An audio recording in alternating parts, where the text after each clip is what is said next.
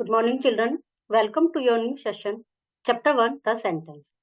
Since our childhood, when we learn to speak, we express our thoughts and opinion through sentences.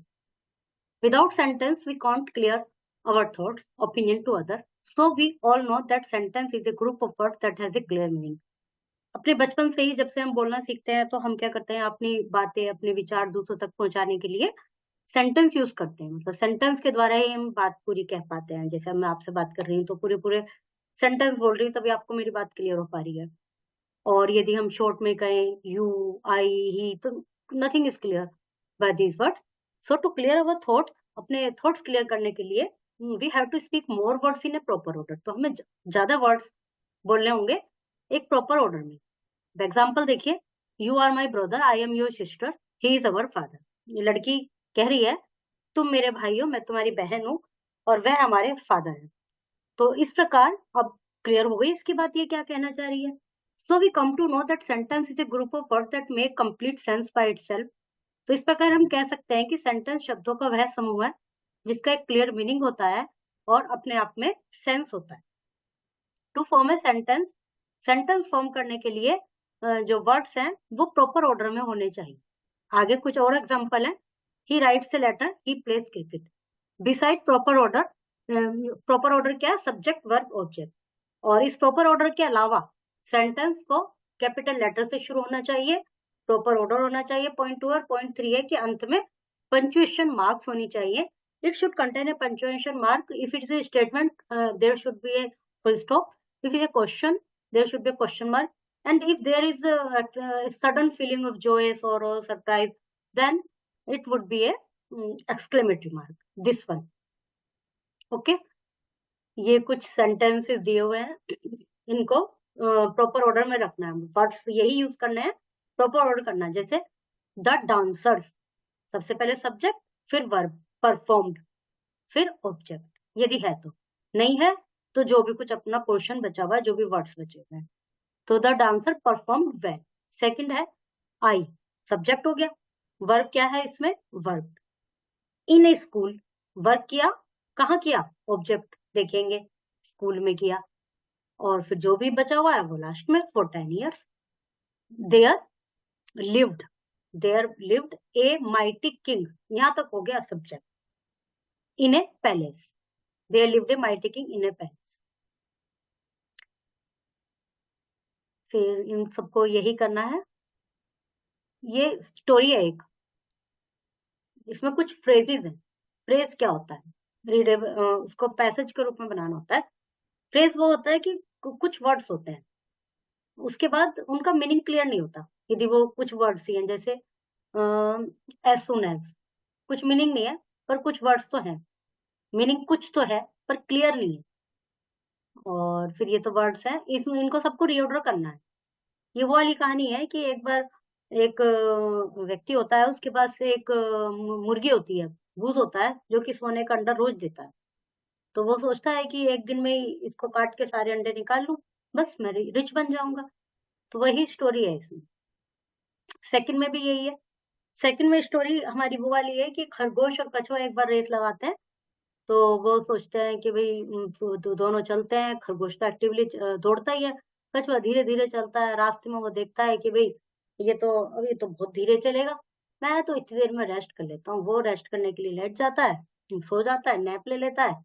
और कछुआ वही अपनी धीरे धीरे वाली स्पीड से पॉइंट पर पहुंच जाता है और वो रेस जीत जाता है। तो इन वर्ड्स को आप सेंटेंसेस बनाएंगे पहले और फिर सेंटेंस को प्रॉपर ऑर्डर में रखेंगे। Know more about sentence.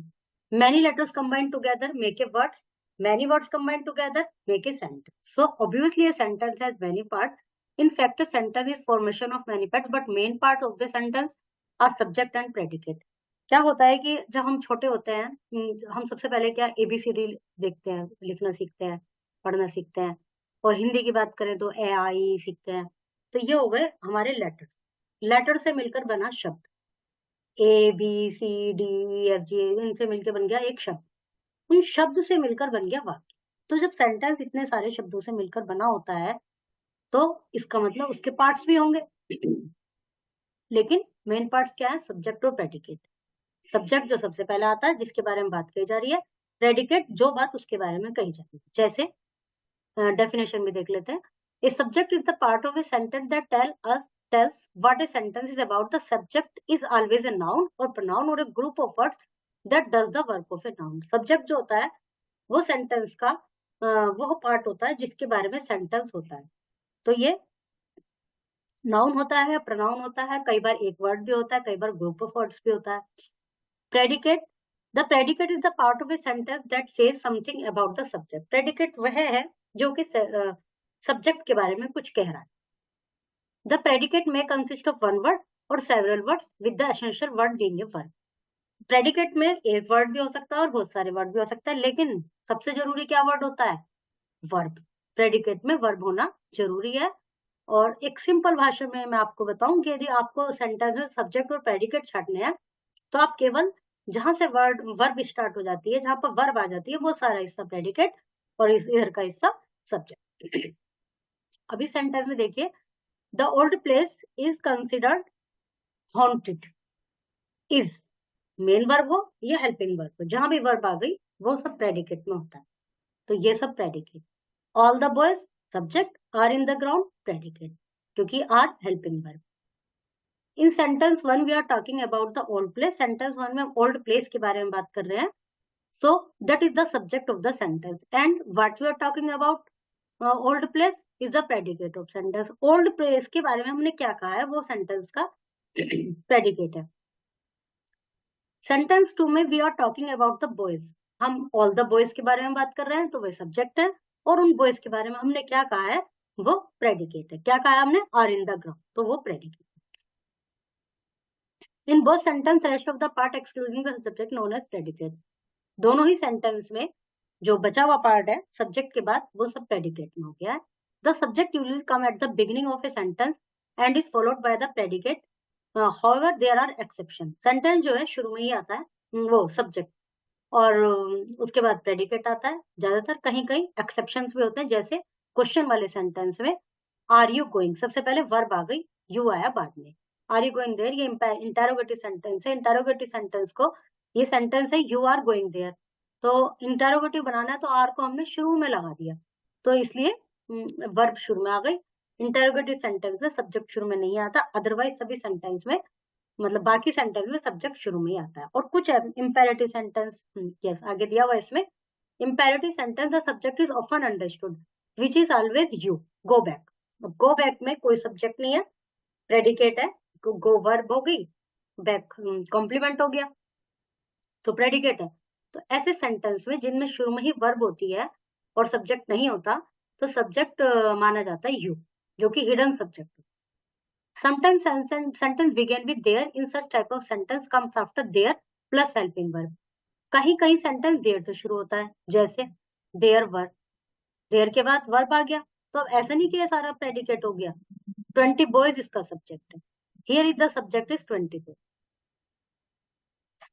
Identify the subject and predicate in this sentence, write them separately. Subject और प्रेडिकेट छाटने हैं, और जैसे कि मैंने आपको बताया है कि जहां भी वर्ब आ जाती है, हेल्पिंग वर्ब आ जाती है, वो सारा एरिया प्रेडिकेट हो जाता है, उससे पहले का सब्जेक्ट होता है।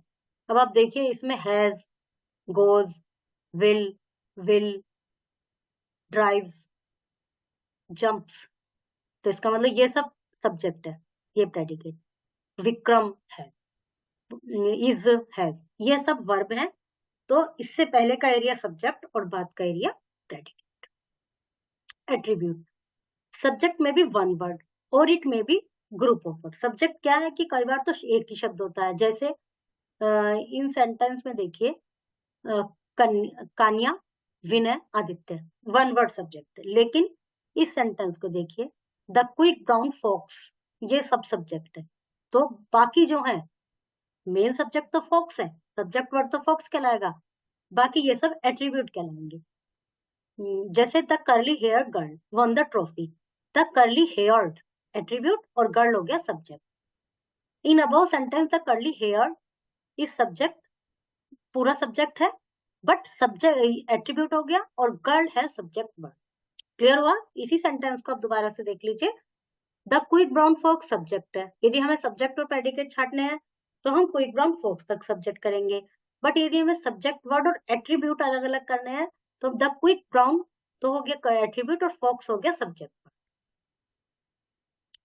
इस एक्सरसाइज में आपको वही करना है, सब्जेक्ट और एट्रीब्यूट और सब्जेक्ट वर्ड। जैसे my cousin attribute, Meena subject word, our English ये पूरा तो सब्जेक्ट है मीना तक तो, लेकिन my cousin attribute, Meena subject, our English attribute, teacher subject. Okay, lazy attribute, boy subject word, subject word. Main बात है आपको क्या ध्यान देना है, पूरा तो सब्जेक्ट है बट एट्रीब्यूट और सब्जेक्ट ये वर्ड अलग अलग करने हैं। तो मेन वर्ड जो सब्जेक्ट वर्ड जैसे Meena, my cousin attribute. Adverbial qualification, जिस तरह से सब्जेक्ट में एट्रीब्यूट होता है उसी प्रकार प्रेडिकेट में एडवर्बियल क्वालिफिकेशन होती है। वो इसी की तरह होता है बिल्कुल, जैसे सब्जेक्ट को हमने दो भागों में बांट दिया वैसे प्रेडिकेट को भी बांट दिया जाता है। लाइक सब्जेक्ट प्रेडिकेट में also consist of one word और several words. When the predicate consist of only one word that the word is always a verb. यदि केवल एक ही वर्ड है, जैसे इस सेंटेंस में देखिए डॉग बार्क, तो ये प्रेडिकेट है, डॉग सब्जेक्ट है। किसी और में सेंटेंस, चलो इसमें आगे एग्जांपल दिया हुआ है। As the verb is associated word in the predicate, it is sometimes called the predicate word. The verb may be qualified by an adverb or adverb equivalent. तो वर्ब मेन पार्ट होता है predicate का, तो इसलिए यदि एक word होता है तो प्रेडिकेट वर्ड कहलाता है, और यदि बाकी कुछ है तो एडवर्बियल क्वालिफिकेशन कहलाती है। जैसे द होली वाटर, ये हो गया subject, Holi attribute, water subject, बास वर्ब आ गई, स्प्रिंकल्ड प्रेडिकेट वर्ड, एवरीवेयर हो गया एडवर्बियल क्वालिफिकेशन। ओके, नीचे ये लिखा है। इस सेंटेंस में आपको एडवर्बियल क्वालिफिकेशन पिक आउट करनी है, और ये use the following phrase as adverbial qualification in your own words. Here and there, इनको अपने आप आपको यूज इन सेंटेंस करना है, इनको सेंटेंस में यूज करना है और एडवर्बियल क्वालिफिकेशन के रूप में यूज करना है, शुरू में नहीं करना। जैसे I used to get up early in the morning, second का बनाया मैंने, तो early in the morning adverbial qualification हो गया, गेट अप प्रेडिकेट वर्ड हो गया। ओके, इस तरह से करना है। MCQs, answer this question by choosing the right option. ही क्या है, प्रेडिकेट है, सब्जेक्ट वर्ड है, एडवर्बियल क्वालिफिकेशन है, एट्रीब्यूट से क्या है ये बताना है।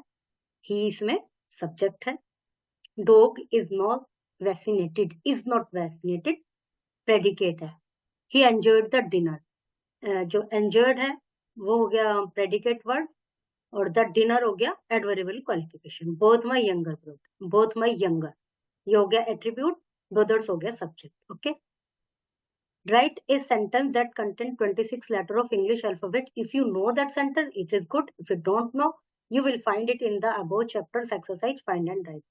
एक सेंटेंस ऐसा होता है जिसमें ए टू जेड सारे ABCD ये सब आते हैं। यदि आपको पता है तो बहुत अच्छी बात है, यदि नहीं पता तो इसी चैप्टर की एक एक्सरसाइज में हमने उसको लिखा है, आप उसको ट्राई करेंगे। तो उसके लिए मैं आपको हिंट दे देती हूँ।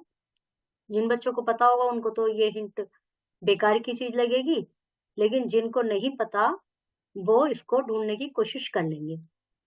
एक्सरसाइज 1.2 में है वो सेंटेंस। Okay, chapter is completed. Bye.